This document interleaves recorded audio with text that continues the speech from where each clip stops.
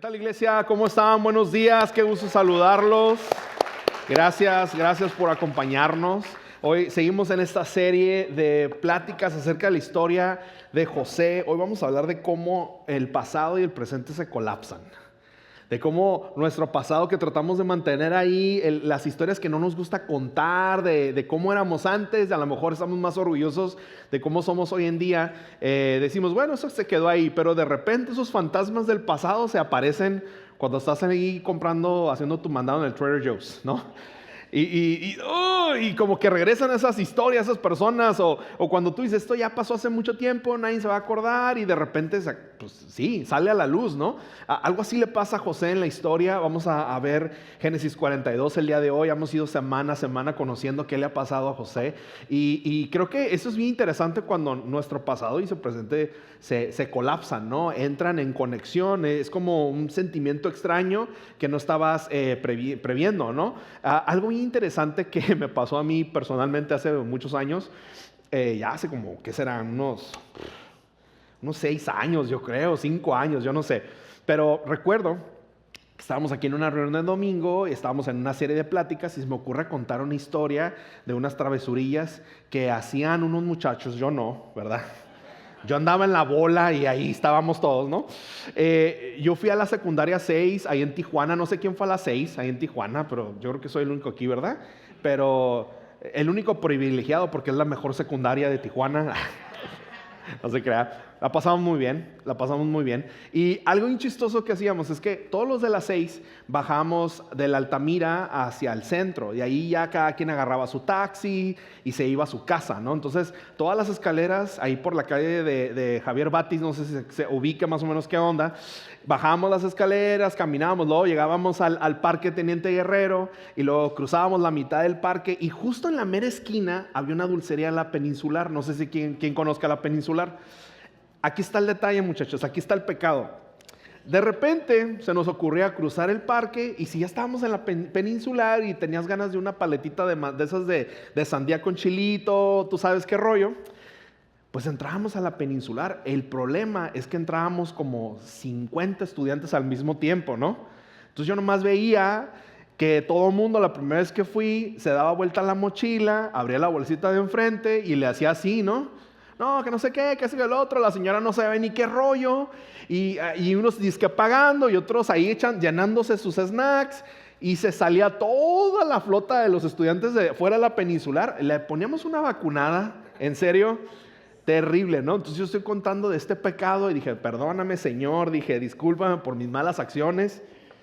Y pues yo dije, hace 20 años, casi 30 años que eso pasó.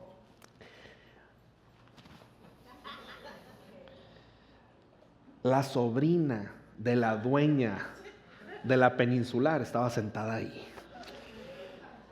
Y me dice, oye, Richard, dice, es la Peninsular, ¿verdad? Sí, ahí en el centro. Sí, no, olvídate, un curonón. Y nos pasábamos y todo.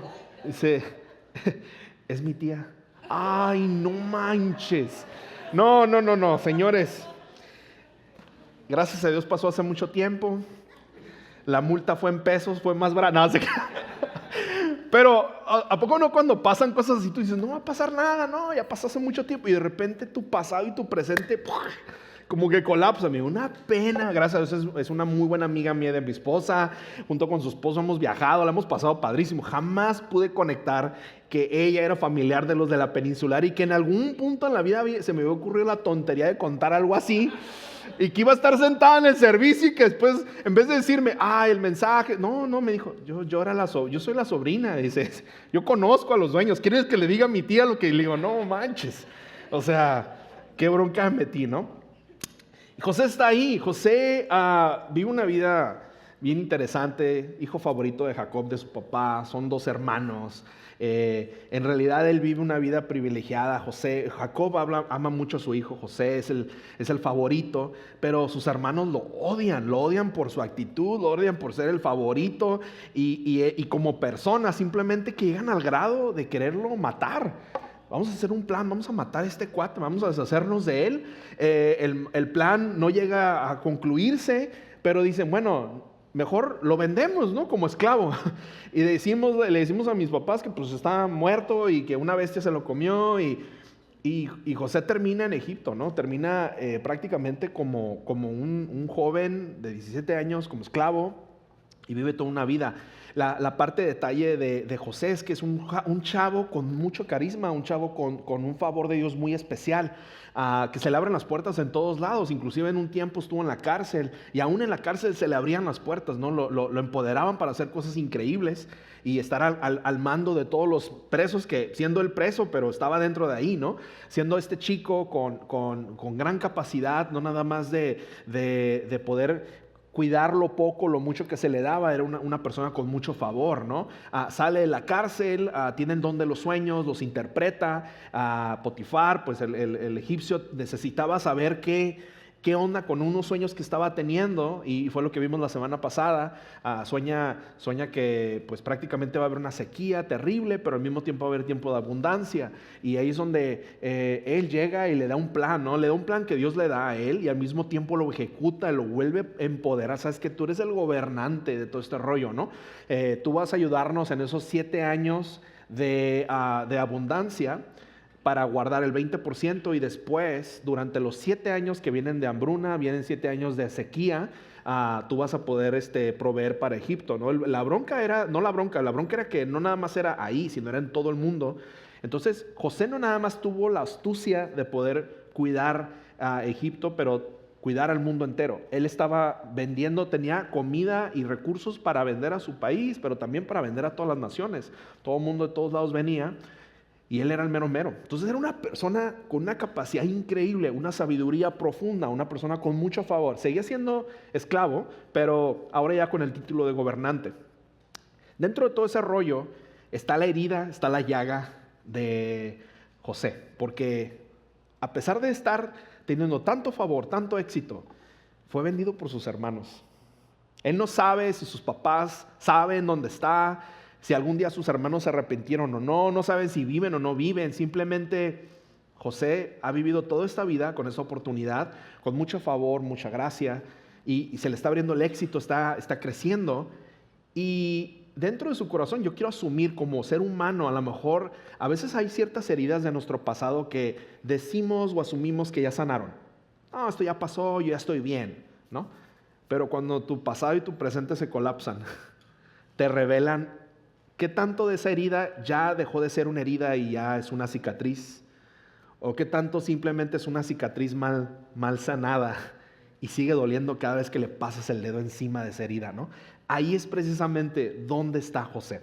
Génesis 42 del 1 al 4, si estás leyendo va a aparecer en tu pantalla. Si no, yo te invito a leer su historia en Génesis durante la semana. Pero mira lo que dice aquí. Cuando Jacob se enteró que había alimento en Egipto, estaban pasando todos esta hambruna, dijo a sus hijos: ¿Qué hacen aquí parados mirándose unos a otros? He sabido que hay alimento en Egipto. Desciendan allá y compren comida para nosotros, para que no muramos, sino que podamos sobrevivir. 10 de los hermanos de José fueron a Egipto y a comprar el alimento, pero Jacob no dejó que Benjamín, el hermano de José, se fuera con ellos, porque pensó que podría sucederle alguna desgracia. Traumas, temores, heridas del pasado, no nada más se enfrentan para Jacob, siendo el papá de estos chavos, sino también para José, que los va a enfrentar en un poco más. José está viviendo momentos de gloria, está viendo a todo el mundo venir, comprar, pero él no sabe que vienen sus hermanos en camino también para pasar esta hambruna, ¿no? Benjamín era el único hermano de sangre directa de la misma madre de José. Entonces Benjamín era el más chico, ¿no? Algo interesante aquí es que Jacob sigue jugando este rollo de favoritismo, esta onda de, sí, tengo todos los hijos, pero hay unos que son más especiales que otros, ¿no? Y yo sé que ahorita todos de nosotros andamos, si eres papá, batallamos, ¿no? Pero en sí, lo que no hemos logrado definir en cuestión del favoritismo es que sí hay una afinidad específica con ciertos hijos que no la tienes con los otros, ¿no? Pero cuando nuestros hijos saben que esa línea se pasa de nivel, ellos se dan cuenta de todo. Empiezan a crear este dolor interno de que, es que él o ella es el favorito de mi papá, de mi mamá. Ahí es donde nosotros como papás muchas veces fallamos. Fallamos mucho porque no logramos encontrar cuál es la afinidad que puedo tener con mi otro hijo o mi otra hija que no tengo con mis otros hijos. Entonces, balancear esa parte y no estar siempre disponibles para eso, crea muchas cosas en la familia, ¿no? Yo, por ejemplo, yo no te puedo hablar mucho de eso porque yo he sido el favorito de mi familia, pues. Soy hijo único, imagínese. Es en serio, usted se ríe, pero es verdad. Bien ingrato yo, ¿verdad? Algunos de ustedes me lo recuerdan. Ya te salió lo hijo único, ¿no? Pero, hey, yo puedo decirte, sí, soy hijo único, claro. Pero, por ejemplo, traumas que yo con los que yo crecí. Mis primos crecieron muy cerca de mi casa. Todos, de hecho, mis tíos querían comprar propiedades juntos, todos los hermanos, ¿no? Entonces, muchos de mis primos que éramos de la edad, vivíamos casi en la misma cuadra, hacíamos todo juntos, íbamos a la misma escuela, todos nos apedábamos igual, nos sentábamos atrás. Tenía un primo que era prácticamente de la misma edad que yo, nos llevábamos meses. Pero este desgraciado todo el tiempo me decía que él era más grande porque él era en enero y yo era de marzo. O sea, aunque cuando nos ponían juntos, o sea, el pirruñilla y prietillo, ¿no? Yo pues güero, alto, ojos de color. Come on, ¿no? Así yo me veía en el espejo, ¿no? Decía, este vato, ¿qué? O sea, pero igual, mis papás eran bien buena onda, eran padrinos y compadres de todo el mundo, pero siempre era, mira no quiero decir el nombre, no voy a decir que me está viendo mi primo ahí, pero tú sabes quién eres, desgraciado, ya sabes quién eres. Jugamos toda la infancia, pero tú sabes bien. Y siempre está rollo de comparaciones, jugar comparaciones. A mí me comparaban, no, mira, aprende. Yo lo tomaba bien personal, o sea, no es igual que un hermano porque hay muchas cosas de hermanos que ya lo estoy aprendiendo a través de mis hijas, pero que igual yo tengo que nivelar eso, me explico, yo tengo que trabajar mucho como padre en tener algo especial con mis dos hijas. No puedo ser parcial y imparcial o tratar de navegarme. Jacob sigue jugando esa misma carta. De hecho, la palabra él dice que él estaba como que es el hijo de José, el hermano de José. O sea, se fue José, piensa que está muerto, pero Benjamín era el más chico y era como que ese cariño especial con Benjamín porque era pues el hermano de sangre, ¿no? Él era único. Los otros 10 hermanos, pues entonces vivían con este rollo de estrés constante día a día, ¿no?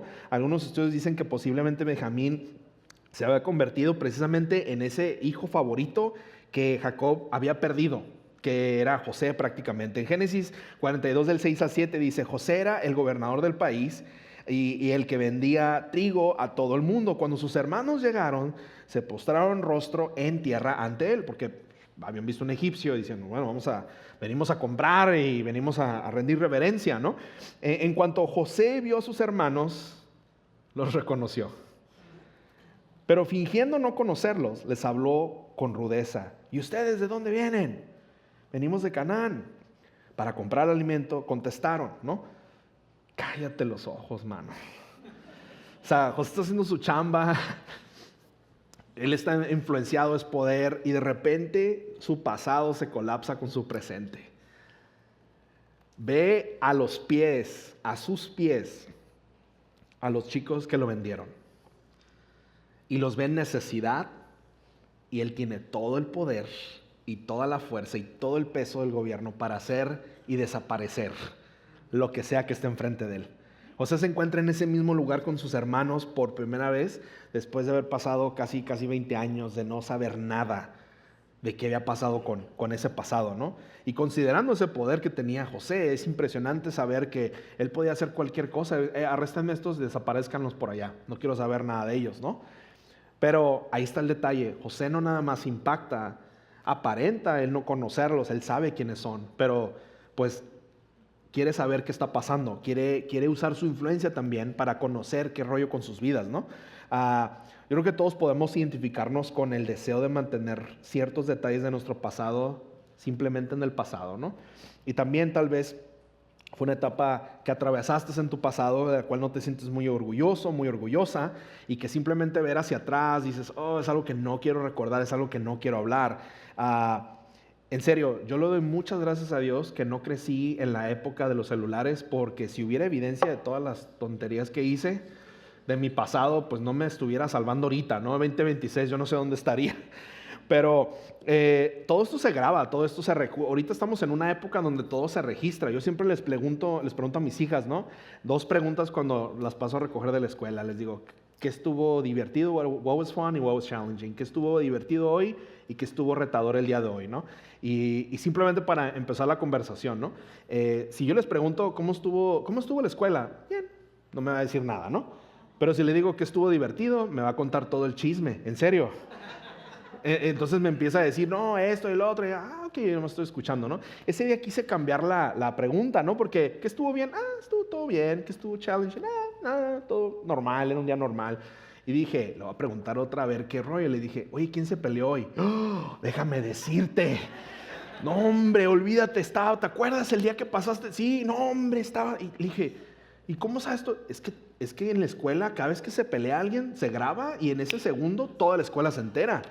Le dice, claro, los maestros nos dicen que nunca estemos grabando cuando hay una pelea en la escuela. Le digo, y obviamente ustedes obedecen. No, claro que no, dice, no pueden, somos 1800 estudiantes, ¿cómo van a poder contra nosotros, no? Pero la evidencia está ahí, ¿no? Gracias a Dios, no tenemos esa parte de nosotros, millennials, exchangers y los demás, no tenemos eso para demostrar, ¿no? Pero de alguna manera, de cierta forma, las heridas son heridas y cuando salen a la luz, ¿no? ¿Y cómo reaccionas tú cuando tu pasado se colapsa con tu presente? ¿Cómo reaccionas tú cuando ves a alguien que te lastimó en tu pasado y que nunca se resolvió nada y simplemente le diste vuelta a la página? ¿Qué haces con esas ofensas del pasado, esas no invitaciones a fiestas, a reuniones que te excluyeron? Y luego te vuelves a encontrar esas mismas personas hoy en día en la escuela de tus hijos, en la área laboral, no sé. ¿Usas tu influencia para afectar a esas personas? ¿O estás dispuesto a ser servicial, así lo haces como con todas las demás personas? Son preguntas que yo creo que nos pueden revelar mucho de nosotros y nos pueden revelar mucho de qué tanto hemos sanado y qué tanto no hemos sanado. Volviendo aquí a la historia, aquí están todos los hermanos que lastimaron a José, que lo vendieron, y ahora José, que tiene todo el poder y todo el privilegio, ¿no? Está en este momento decisivo donde ¿qué hago? ¿Cómo reacciono? ¿No? La última vez que los vio tenían 17 años, ahora ya era un gobernante, un líder egipcio, y pues simplemente ya no era la misma persona que antes, ya había cambiado muchísimo su físico, la manera en que hablaba, el poder con lo que él actuaba, ¿no? Además, aunque entendía el idioma de los hermanos, sabía muy bien, algo muy detalle específico en la palabra es que todo el tiempo él se manejó con un intérprete. Él sabía las dos cosas, ¿no? Sabía lo que el intérprete le estaba diciendo, pero también estaba escuchando lo que sus hermanos decían en su lenguaje, porque eso no se le había olvidado. Él sabía muy bien qué estaba pasando, sabía exactamente bien, pero él quería conocer más de lo que estaba sucediendo. Si vemos en el 42, en el 9, José decidió acusar a sus hermanos como espías, ¿no? Como que los ve medio sospechosos y él en su poder dice, ¿sabes qué? Necesito retenernos, no voy a dejar pasar esta oportunidad. Y entonces empieza a decir, ustedes se ven medio raros, a ver, ¿sabes qué? ¿Ustedes qué andan haciendo aquí? No, ustedes son, más de que ustedes son espías, andan aquí haciendo algo. Y esa es una acusación en ese momento de la historia muy común, ¿no?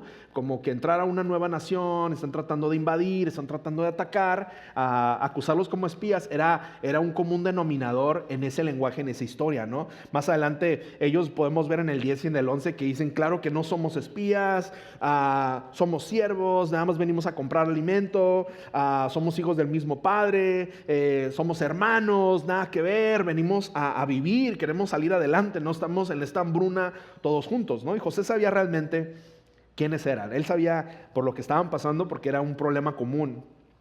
Pero tal vez estaba presionando no por ser, no nada más por ser mala onda, por tratar de cobrar un poquito de lo mucho que le deben, pero también estaba tratando de expandir el tiempo, de tener comunicación con ellos sin que ellos se den cuenta quién verdaderamente es él, ¿no? Algo que nos enseña en esta primera parte de la historia de José es que cuando el pasado y el presente chocan, el daño en nuestras relaciones pasadas sigue presente. Y nos damos cuenta. Cuando el daño de nuestras relaciones pasadas sigue presente, nos damos cuenta cuando nos enfrentamos con esa persona que no queremos ver, que pensamos que habíamos borrado, que está en otra ciudad, que está en otro lugar, pero simplemente no queremos ni siquiera que nos vean, ni interactuar, ni nada, ¿no? Cuando hay heridas de nuestro pasado y que no queremos resolver, es lo primero que sale, ¿no? La necesidad de los hermanos en ese momento era muy sencilla, pero prácticamente el texto nos muestra principalmente que José está evaluando la situación. ¿Qué hago con estos cuates? No los puedo dejar ir, ¿no? Estos hombres realmente, ¿qué onda con mis hermanos? ¿Ya cambiaron? ¿No han cambiado? ¿Qué onda con mi papá? Y la mejor manera es de utilizar esta máscara de poder y tratar de saber qué está pasando y expandir su tiempo, multiplicarlo durante ese tiempo, ¿no? Y esto es bien chistoso porque nos habla del trauma que José también está viviendo internamente, ¿no? El trauma no procesado por sí solo simplemente se queda como una herida abierta, pero nuestro cuerpo recuerda qué es lo que hemos vivido en el pasado. Nuestro cuerpo siempre va a recordar si esa herida está abierta o no. Tú me puedes mentir a mí todo lo que tú quieras, ¿eh? Nos podemos ir a comer, tomar café y vamos a hablar de esa persona. Me puedes platicar de esa persona que te hirió y vas a decir, no, pero ya ahorita yo nada que ver, yo y Cristo, somos así, adoro, no, pasó la palabra, todo, no, yo nada que ver. Tú me puedes mentir todo lo que tú quieras, ¿eh? Está bien. Enfrente de la gente y en una mesa puedes decir lo que tú quieras. Está bien. Pero ¿qué tal si esa persona yo le invito a que se sienta en la mesa? ¿Qué vas a hacer? ¿Te vas a levantar de la mesa? ¿Vas a cambiar tu postura? ¿Ya no vas a ser tú mismo, tú misma? Y eso es un buen indicador, fíjate, de poder entender de una manera positiva si esa herida está abierta o no. Si esa herida ya pasó de ser una llaga, una herida abierta, a una cicatriz, que sigues recordando el dolor, pero simplemente no significa nada si la persona está presente o no, porque ya el perdón tú ya se lo otorgaste. Tú ya pasaste esa línea. Ya no te importa hacia dónde ve o qué dice o qué no dice. Está ahí. No te afecta saludar como persona respetuosa, pero eso es un buen indicador de saber, ¿ya pasaste ese trauma o no? Aquí la verdad es que el que tiene el dolor y la herida vive también en una cárcel. Porque mientras esa herida siga saliendo a la luz y sabes que tanto te duele, tú eres el que vive en esa cárcel, no la otra persona. Porque, ¿qué crees? Seguramente ahorita esa persona, ¿sabes dónde está? Agarrando cura ahí en el Comic Con, o sea, anda en Disney. ¿Sí me explico? Who cares? Le vale churro, llega a la reunión, no me importa. O sea, ya es como que, ya pasó. Pero el que tiene la herida es el que vive en la jaula, es el que vive dentro de esa cárcel, ¿no? Jacob, el papá de ellos, vivía lamentando la pérdida de su hijo más amado, que era José, ¿no? Había permitido que sus hijos fueran, pero que no se llevaran a Benjamín. ¿Qué tal si estos canijos otra vez lo desaparecen, no? Yo pienso que en un lapso de tiempo, tú vas conociendo a tus hijos, tú sabes qué tienes en tu casa, come on, ¿no? Van y rompen los vidrios y tú dices, no, pero es que son buenos muchachos. Pero tú sabes, no manches, ¿no? Tú sabes bien qué tienes en tu casa. Y yo creo que Jacob sabía qué tiene en su casa, ¿no? Nosotros como aprendices, oyentes, lectores de la palabra, podemos darnos cuenta, ¿no? De todo el drama y trauma familiar que los papás viven y que José vive prácticamente. Y Jacob está viviendo como padre, ¿no? Y padre de estos hermanos. Pero también nos refleja mucho del drama y del trauma familiar que tú y yo estamos viviendo todos los días.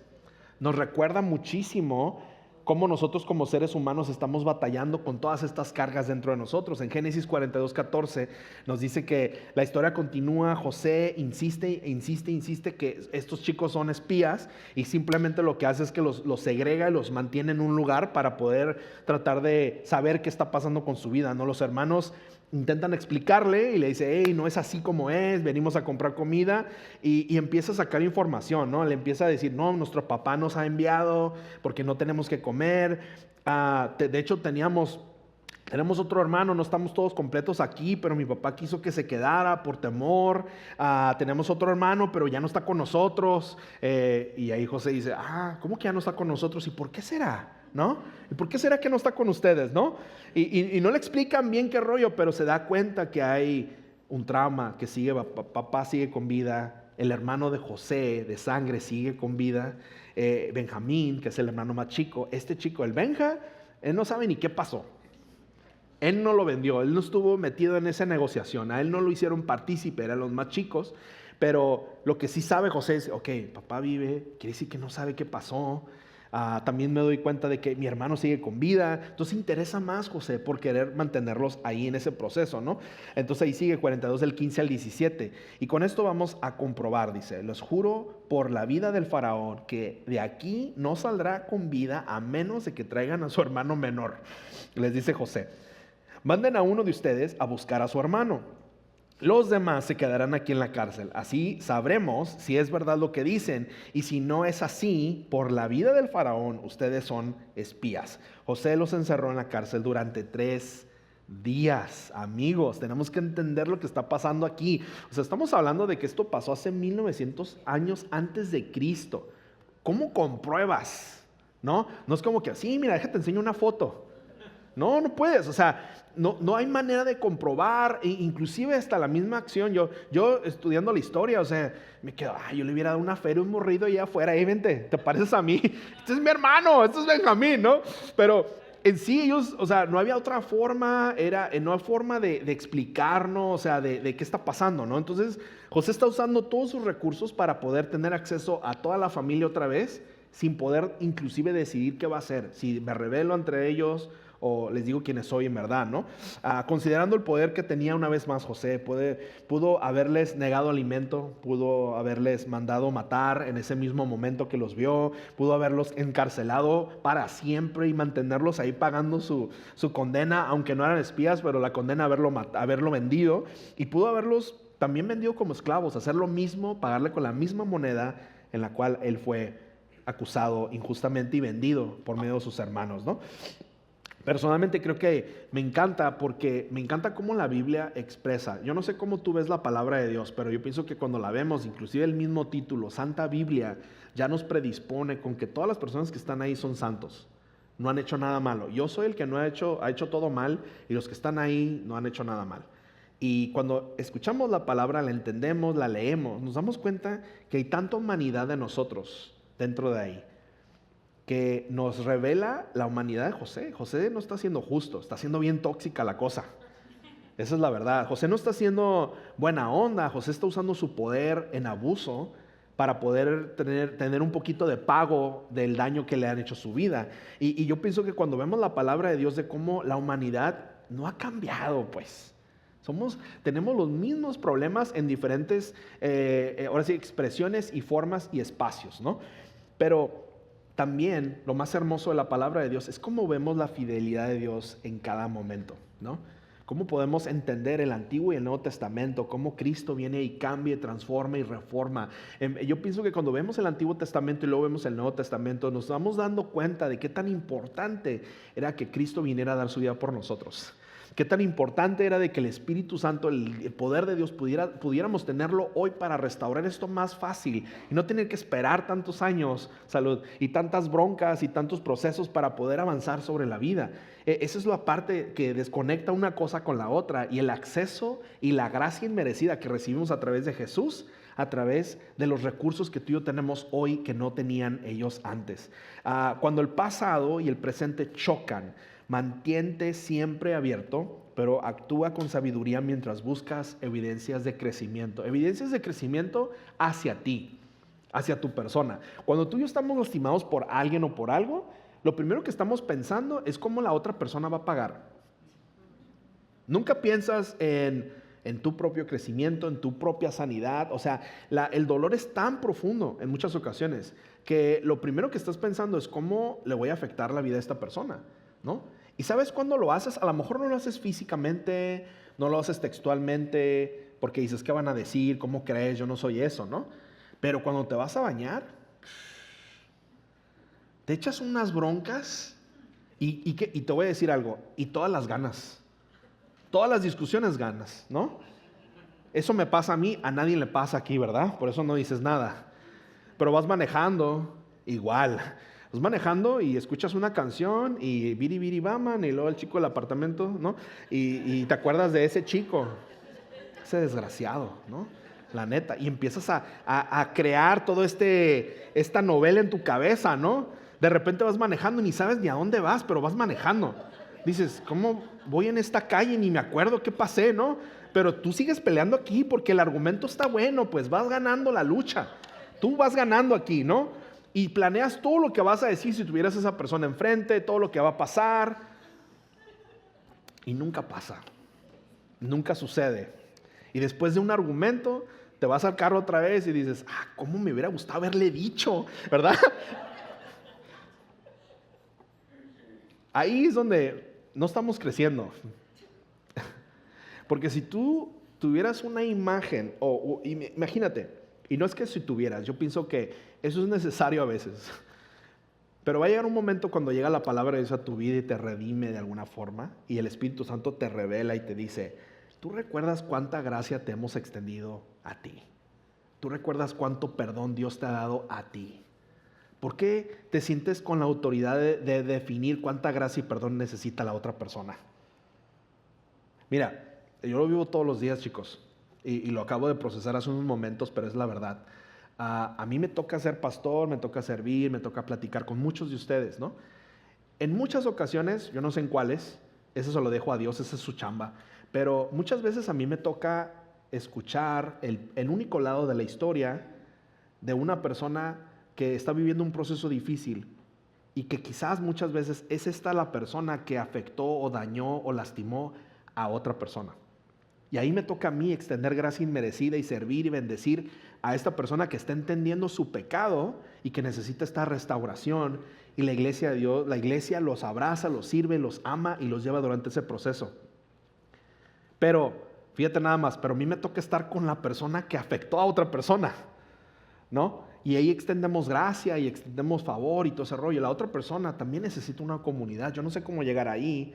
Yo no sé cómo hacer eso, pero en sí quiero que entiendas que cuando no hay una señal o se puede decir una rendición total a Cristo Jesús a través de nuestros procesos, nos cuesta trabajo, nos cuesta mucho trabajo entender que muchas veces de las traumas, los dolores que tenemos tú y yo, nosotros mismos somos los que hicimos ese daño, nosotros mismos hicimos esa herida, ¿no? Y ese proceso de rendición total es importante que lo vivamos. Para eso está el Evangelio, para eso está la palabra.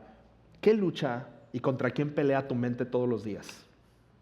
Pregunta capciosa, no me la tienes que responder, pero tiene un nombre y eso tú lo sabes, o nombres también, ¿no? En resumen, después de que los hermanos pasaron esos 3 días en la cárcel, José les presentó unos planes medios severos de lo que iba a pasar, ¿no? Con ellos, ¿no? Y pues esperando que Benjamín llegara, el hermano menor, inocente, favorito, ahora actual de su papá, pero 9 de ustedes pueden regresar y solamente uno tendrá que quedarse, ¿no? Entonces ya como que va tardándose el tiempo y váyanse, quédese uno nada más, ¿no? Génesis 42, 21 dice, pero se decían unos a otros, sin duda estamos sufriendo las consecuencias de lo que hicimos con nuestro hermano. Entre ellos se decían, aunque vimos su angustia cuando nos suplicaba que le tuviéramos compasión, o sea José, no le hicimos caso, ¿no?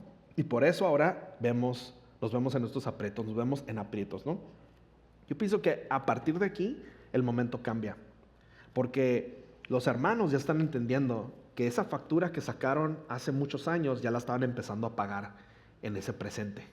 Empiezan a darse cuenta de cómo las cosas se están manejando, quién tiene gracia, quién no, cómo está manejando José. Se acuerdan de que se queda el hijo, su papá no lo va a dejar ir, pero, o sea, hay una cuestión ahí que ellos empiezan a recordar que lo que hicieron no estuvo bien y que de alguna forma están procesando este nuevo momento donde ellos ni se imaginan que el que les está dando las órdenes es su propio hermano en vida y que ahora es el gobernante, ¿no? José se apartó de ellos y se echó a llorar, dice en el 24, ¿no? Y luego volvió con ellos otra vez y se apartó a Simeón y ordenó que lo ataran en presencia de ellos para que se quedara ahí, ¿no?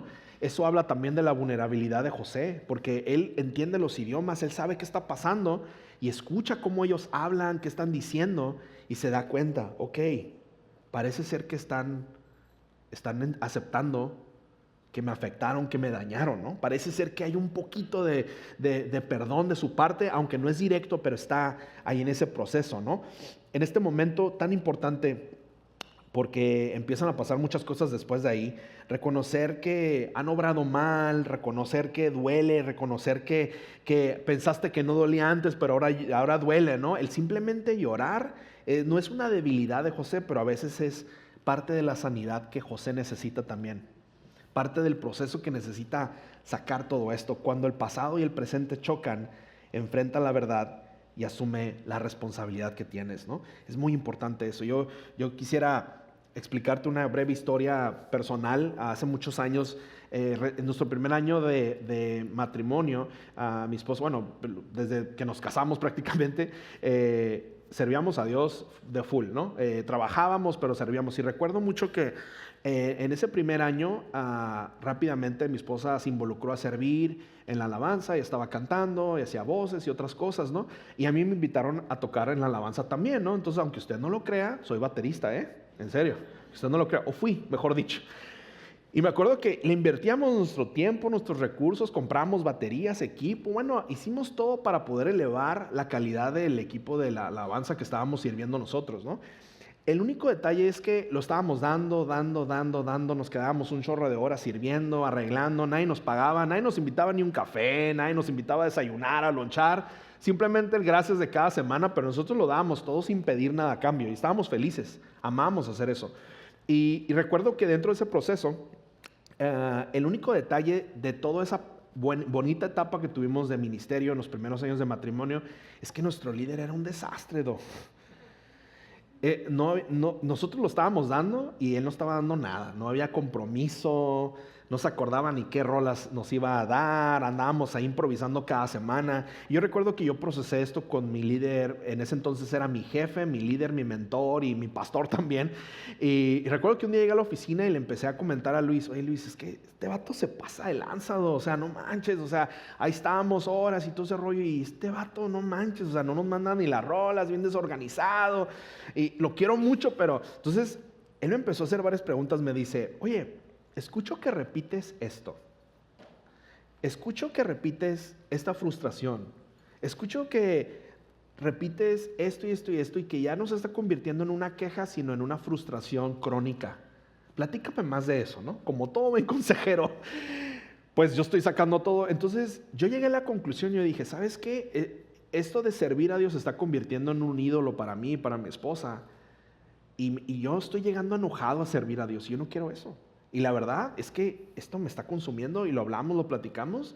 Tuvimos que sentar a este líder, los invitamos a la casa a tomar un cafecito y tenemos que hablar con ustedes. Y ese día les dijimos, ¿saben qué, chicos? Lo siento mucho, pero nos vamos. Ya no vamos a servir. Este vato, yo fui muy severo, la verdad. Era muy inmaduro, yo pienso también, y sigo siendo muy inmaduro, pero yo pienso que fui muy hiriente con mis palabras cuando lo mencioné, no usé los mejores recursos. Pero le dije sinceramente nuestra posición y les dije por qué nos íbamos, ¿no?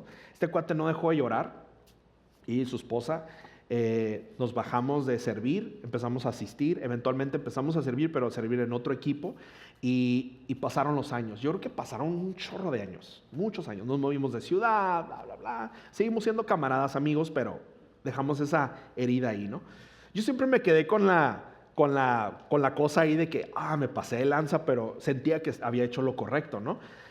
Eventualmente, fíjate, pasaron años, hubo una reunión de reencuentro de todos los que nos habíamos juntado y pienso que pasaron como unos 8 años, yo creo, 6 años, yo no sé, mucho tiempo. Y resulta de que nos vemos una carne asada y en esa carne asada recuerdo bien que estábamos platicando y él me dice, yo quiero decirte algo enfrente de todos. ¿Sabes qué? ¿Te acuerdas ese día cuando me invitaste a tu casa? Y que, sí, le digo. Le digo, perdón, bro, perdón, porque no, espera, antes de que... Me dijo, tenías razón. Dijo, tenías razón porque esto y esto y esto no estuvo bien, esto y esto no lo hice correctamente, aquí yo les fallé. Y dijo, y eso me ayudó a mí para despertar en mi realidad y crecer como persona. Y yo te quiero pedir perdón. Y empezó a llorar y yo me puse a llorar también, pues... Le digo, ¿sabes qué, bro? Ya que veo hacia atrás, yo no usé las palabras correctas, yo te herí muy feo. Y dije, yo me salió lo baladés, pues, la neta. Y cuando me sale lo baladés no es nada inteligente. Le dije, entonces, dije todo lo que no tenía que decir, pero yo también te quiero pedir perdón porque yo no creo que debí de haber usado esas palabras, pude haber usado otro tipo de palabras, ¿no? Y créeme, nos abrazamos, nos dimos un beso, o sea, fue un momento muy bonito como hermanos, como amigos, porque nos queríamos mucho como hermanos, pues, ¿no? Y en serio fue un momento bien interesante porque él tuvo que vivir unos procesos muy diferentes a los míos Y yo tuve que madurar y él tuvo que también madurar, ¿no?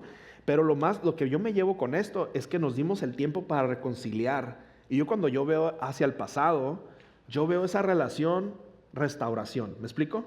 No lo veo como algo que no quiero ni acercarme por su casa porque está esta onda ahí, sino es como, me acuerdo cuando restauramos todo.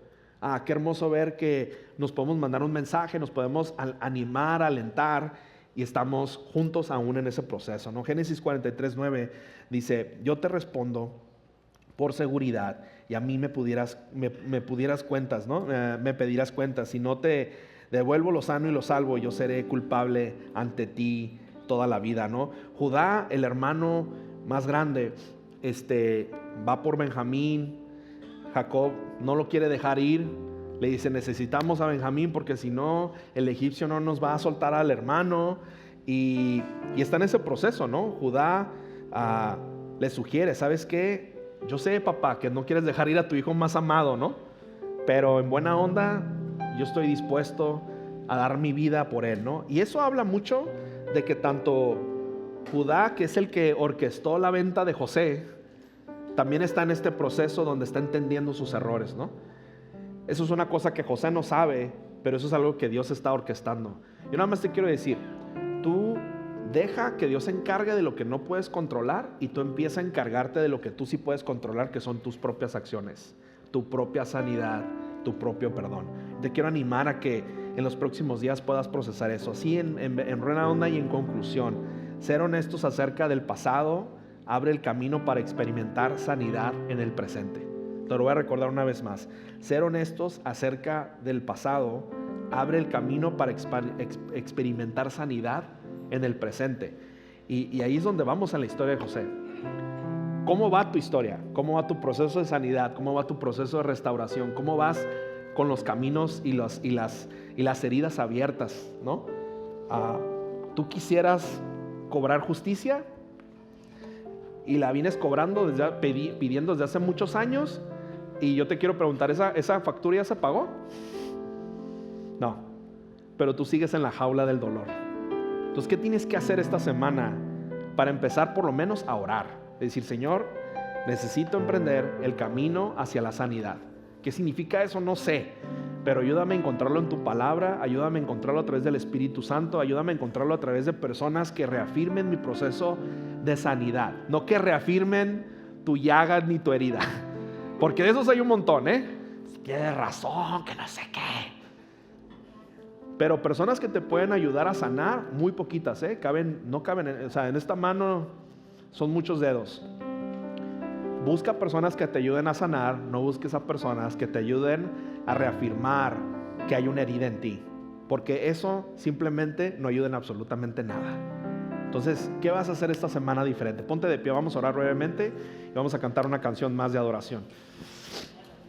Y simplemente como en un momento de rendición total, pon tus manos hacia enfrente para recibir. Y así con tus manos hacia el frente, nada más repite conmigo, Señor Jesús, gracias por tu gracia. Gracias por tu amor. Gracias por tu perdón. Te pido, Padre Santo, que así como me has perdonado, me ayudes a poder perdonar. Te pido que me ayudes a sanar mientras extiendo gracia, mientras extiendo perdón. Ayúdame a ser libre de mis heridas y ayúdame a sanar para vivir en libertad. En el nombre de Cristo Jesús juntos decimos amén. Haz un fuerte aplauso.